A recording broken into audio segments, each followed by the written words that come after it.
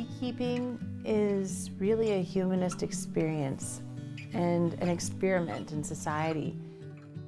Why do bees pull on this cord internally in society that no other organism does?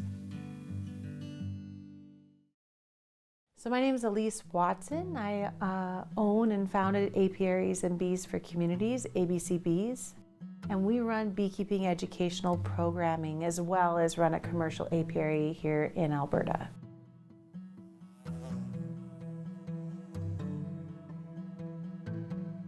Alberta is the 5th largest honey producing region in the world. So it's literally the land of milk and honey. So moving rurally for me, it was a great opportunity to not only expand my apiary and operation, but also we have a small family, and raising our children on the land and in prairies seemed like the perfect choice for my husband and I. I get up, usually sort through bee equipment, get my prep list for the day organized, truck loaded, whatever I have it planned in mind for the day. And then I'm beekeeping usually by 9 o'clock until about 5. If I don't have to pick up my daughter, then I'm beekeeping usually until dusk. I run a unique apiary. We are a treatment-free beekeeping apiary, which means it's a management heavy. We don't use any agrochemicals or even organic acids or anything to manage disease or mites. So it means there's a lot more management, a lot more maintenance in the care of my bees, so it takes a lot more work. I started ABC Bees in 2010. I was really interested in learning about bees, and there wasn't really any programming in the province of Alberta to help people like myself get into beekeeping, to learn the ins and outs of animal husbandry, focus on bees. It was kind of an old boys commercial club. If you took education, it was for beekeepers who wanted 1,000 or more colonies.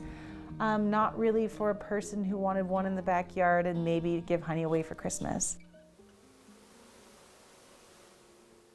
I would say that beekeeping as a whole is a fairly solitary pursuit for many people.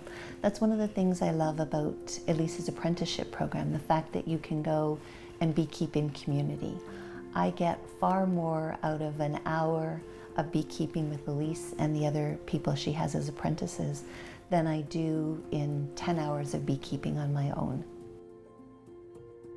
Have you ever smelled wax and pollen and honey on your fingers? There's nothing like it on the planet. It's the first thing I noticed when I had my hands in the hives. I had this resin on my fingers.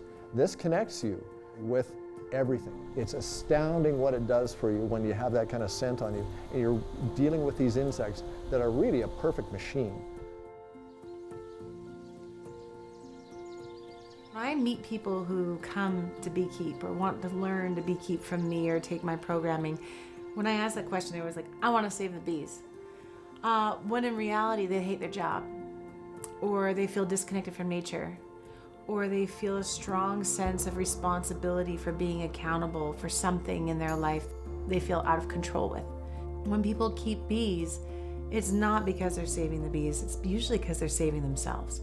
And so when I get to engage with a group of beekeepers, there's always a right and a wrong way to keep bees. But if you ask 10 beekeepers how to do it right, you'll have 15 answers.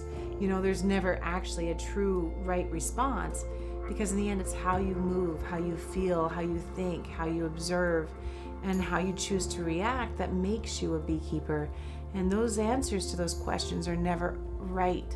There's always an optimal way, and that optimal way is you as a beekeeper learning from mistakes and the bees teaching you those mistakes and learning how to do it right for you.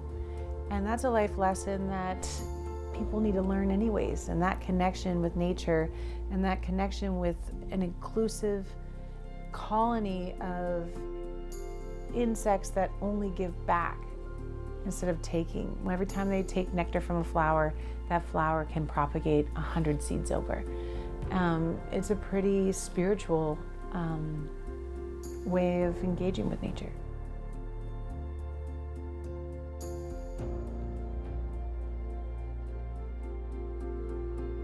But bees aren't for everyone, and that's okay.